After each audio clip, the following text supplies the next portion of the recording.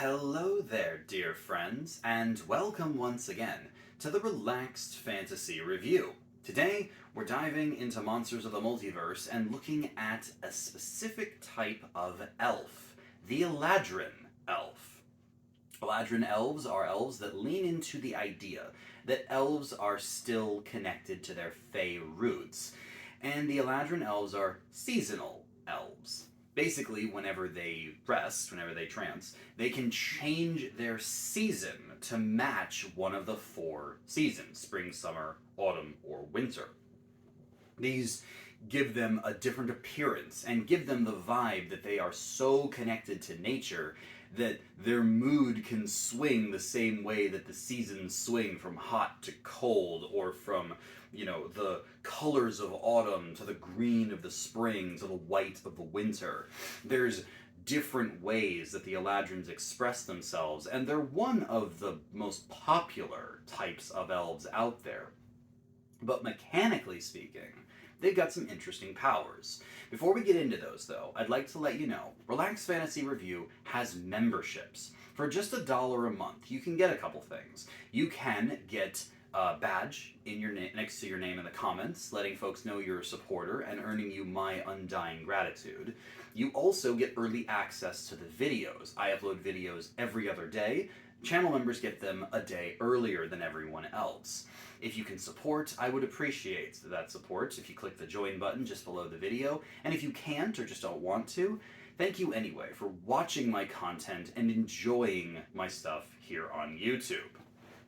So Eladrin elves. Let's start with their size. They're a medium-sized race. I think medium-sized races slightly outshine their smaller counterparts. The pros and cons are there, but I think medium earns the 10 out of 10. The speed of the Eladrin elf is your standard 30 feet. There's nothing wrong with that. That is a 9 out of 10 feature. And they have the dark vision that all elves share. Dark vision is one of the most powerful features in the game. Anyone who doesn't have it wishes they did. 10 out of 10 for that. Then there's their Fey ancestry. This is shared by most elves, and it gives them advantage against the charmed condition, either to resist it or to get rid of it. That is a reasonably common thing to resist, although it's not the most debilitating thing. It certainly comes up and can be a problem. So I give 8 out of 10 for Fey ancestry. Then their keen senses power gives them automatic proficiency in perception, which is, I don't think, a controversial thing to call the best skill in the game, or the most important one anyway. 10 out of 10 for keen senses.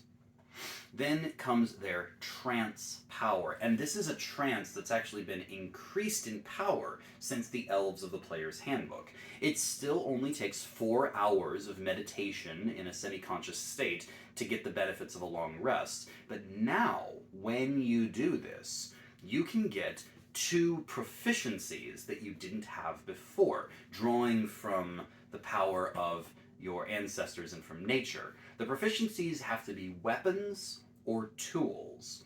Weapon proficiencies are hit or miss. It depends on your class whether this will be useful to you.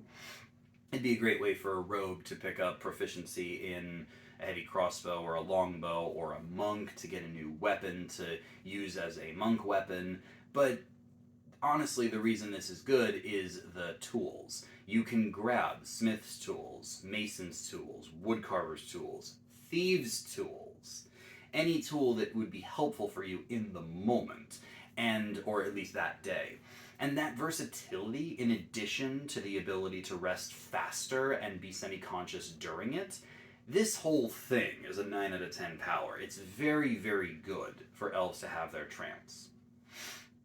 Next, the Eladrin has their language options, which comes down to common and 1 extra language of their choice, which is standard in Monsters of the Multiverse. That's a 9 out of 10 thing, no complaints. Finally, they get their most powerful feature, debatably, their Fey Step. Fey Step is a teleportation option. Proficiency bonus times per day, the Eladrin can choose to just teleport 30 feet to a place they can see. This is incredibly similar to the Misty Step spell, which is one of the best second level spells you can get. Proficiency bonus times you can do this, And as an Eladrin, it has an extra little bit of spice to it. Based on your season, starting at level 3, you can have an extra effect tied onto your phase step. Basically, you can either charm a creature that is next to you when you teleport next to them, or you can frighten a creature that's next to you when you teleport, or you can designate a different creature to teleport. You can teleport a willing creature 30 feet instead of yourself, or you can just do a little bit of AoE damage when you land, choosing what creatures will take a bit of damage based on your proficiency bonus.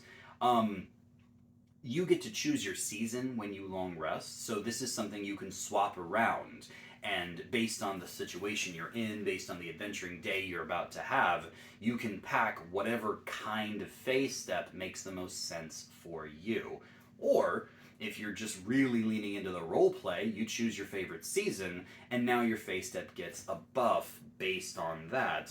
You can go either way, but all in all, the teleporting alone is super powerful. The extra benefits are just the cherry on top. Phase step gets a 10 out of 10.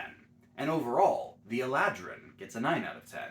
Their powers are unique as far as their phase step goes. Other than that, they are basically a standard elf, and there's nothing wrong with playing an elf. Elves are powerful and have lots of abilities, so enjoy your seasonal elf, and Eladrins are usually a very, very good pick for whatever it is you're trying to do. This has been the Relaxed Fantasy Review. If you enjoyed the video, please like and subscribe down below. Have a look for the join button down there, and keep your eyes peeled for more race reviews coming down the line soon. Have a good one, my friends.